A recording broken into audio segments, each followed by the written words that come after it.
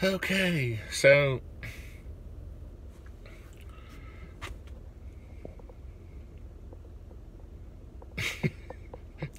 first of all, let me say that I love Eric and Chad and Ray and and Brandy. Okay, I love them like almost like family. I mean, they have been so good to me with the cricket fundraising project each year, and I have been to the shoot for every year now that they've held it. They've invited me. I love those guys. Okay, love them, love them, love them. And I really don't disagree with them on most points. And I'm referring to the video, the gun grab they just put out about Las Vegas and the NRA. Here's the thing. The NRA should be operating. This is a I can't get around this in my head. They ought to be operating, first of all, under constitutional principles. Secondly, they should be operating under conservative principles. And I know a lot of people will disagree with me on that, but hear me out.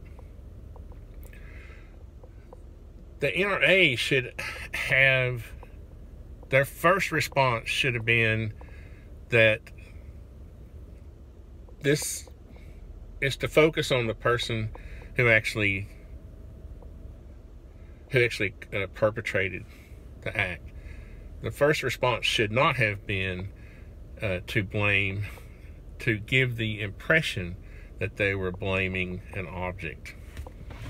And that's really what bugs me. Secondly, the inference is that the ATF, they're asking the ATF to go back now. And I can't help it. I'm sorry. I can't help it that they're not. Guys, we don't know what goes on behind closed doors. The NRA has become so large, so huge, that there is a bureaucracy there, okay? And that's not, bureaucracy can be a bad name, a bad word, and I don't know if it could be a good word, but it doesn't have to be necessarily a bad word.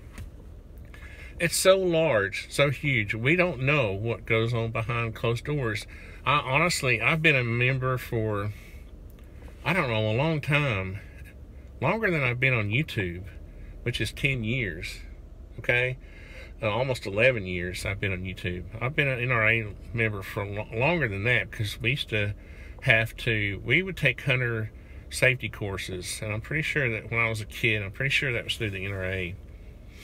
But I don't feel like I have a voice at the NRA. I don't. And so if Wayne LaPierre is going to be my voice, I expect him to operate under certain principles. And what he said is, and he went and, Eric and Chad were kind of saying that he had tried to clarify. Well, no, he's still on the, we need to regulate bump stocks. And again, I don't give a crap about bump stocks. I don't like them. I don't like the arm brace. I don't like gimmicks, okay? But I don't want them banned. That's my personal choice. Shouldn't affect somebody else's personal choice. You know, I shouldn't be trying to ban bump stocks because I don't like them. You know, that's ridiculous. So I can truly say in this case that I would operate under a principle, a constitutional, and the reason I keep saying constitutional principle is because I don't want the ATF having such power that they can just flip on a dime. I don't want you asking them, I don't want you assigning them that much power, that just because of political pressure you expect them to flip their decision, which is what's going to happen. They're going to get banned either way. I'm pretty sure. I'm just predicting that. But it's just not. It's just not the proper way to do it. It should be done through legislation, because we elect those people. If we don't like what they do, we can boot them out of office. I don't have any control over the ATF. Okay, there's probably no way I can elect somebody that will disband the ATF, okay? I don't see that happening in my lifetime. But I can boot a politician out of office, and I feel like that in a way, the NRA is running interference for politicians, for the Republican Congress, because they know that they know that 20 years from now or 10 years from now, people are going to be saying, oh yeah, back 10 or 20 years ago, a Republican-held Congress passed gun laws, you see, and that's not a good thing. But there's so much public pressure. There will be so much public pressure to do something. Instead of just saying, no, hell no, you know, if you're going to lose on principle, you know,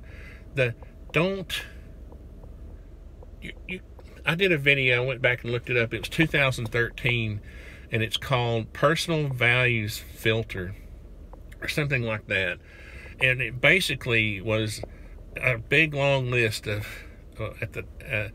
my own personal values and morals and ethics and principles, and that every time I come to a situation, I run it through that filter, and the filters, it's like an algorithm. It's better than a YouTube algorithm. I throw it in, the answer pops out the other end, okay? And guess what? When I throw this into my algorithm, what comes out on the other side is not gun control, okay? That's not what comes through. So, I don't know how to say this part either. NRA has developed a closer association with Eric and Chad and Tim and all those guys. The guys you see, I guess 22 Plankster, all those people you see in that photograph, they have closer ties to the NRA than we do. Okay? So, if they are not speaking, I love you guys, okay? I love you, like brothers. But if you're not speaking the way we want you, if you don't feel the way we think you should feel, how can we expect the NRA to act the way we want them to act? If you are like a litmus test, you know, if I take you and dunk you in the political water right now, and you come out in favor of what the NRA is saying, and I'm not saying you are in favor, all I'm saying is that we don't have, people like me have small channels, we don't have a voice at the NRA. We just don't, you know. So the only thing we can do is maybe skip a year. Yeah, it's just like the NFL thing. I wasn't watching that much in the first place, but I'm certainly not watching now. That's all I can do. What can I do to make a statement to the NRA that I'm displeased? I can send an email. Nobody's going to read my freaking emails. This is the biggest misnomer, is that, oh, just send a letter. You know what? If all the letters were written at the same time and they were all packaged up and they were all delivered in a big ass box and they were all spilled out onto the floor, yes, maybe there would be an impact. But man, I just feel like my emails are going into the spam filter, okay? I know my emails are going to the spam filter at Bob Corker's office, especially now. So, anyway, what can you say? I just feel like that the NRA should have really thought this through better. And I'm disappointed. And no, I can't support their stance. And if the NRA is not going to give us a way, put a poll up on your website and make it so that you can you have to put your membership number in to answer the poll. That'll be an accurate poll. You're not taking any feedback from the members. That's the way I feel, okay? Now, if you can direct me to a link or someplace and there is a poll going, maybe I need to go check their website. But I don't believe there is. I don't believe I have a voice. I really don't. And I know what you're saying. Oh, yes, you do. You can call them. Come on, guys. Who's listening to Artisan Tony in Tennessee? Okay, that has a little tiny YouTube channel. Okay? No. The NRA is so huge that, you know, we elect, you know, Wayne LaPierre, just like we elect any other politician. And the only way that I have to voice my opinion is just maybe skip a year of membership. That's all I've got. Now, if you can tell me a better way, that's fine. But really, and again, I love you guys, but don't tell me I have to support the NRA when I don't feel like I have a voice, when I know 80% of the members I would bet $100 that if you took a poll, that over probably 80% of the members disagreed with the way Wayne LaPierre handled it. So anyway, I could be wrong. If you have a way to prove me wrong, I'm sure you'll tell me in the comments. Anyway, love you, Chad and Eric. Thank you for all you've done for my channel. Thank you for supporting the Cricket fundraising project. When I came to Eric this past weekend, he was busy. You could see it on his face. Busy. But the minute I said, hey, can you sign the Crickets? Yes. He dropped everything, came over and signed them. Okay? Just, you could tell the workload. You could see it in his eyes, the amount of stuff that he had to do. But he stopped. He went right to the Crickets and signed them. Now I can help, we'll auction those off or do whatever, raise money for the Green Beret Foundation this year.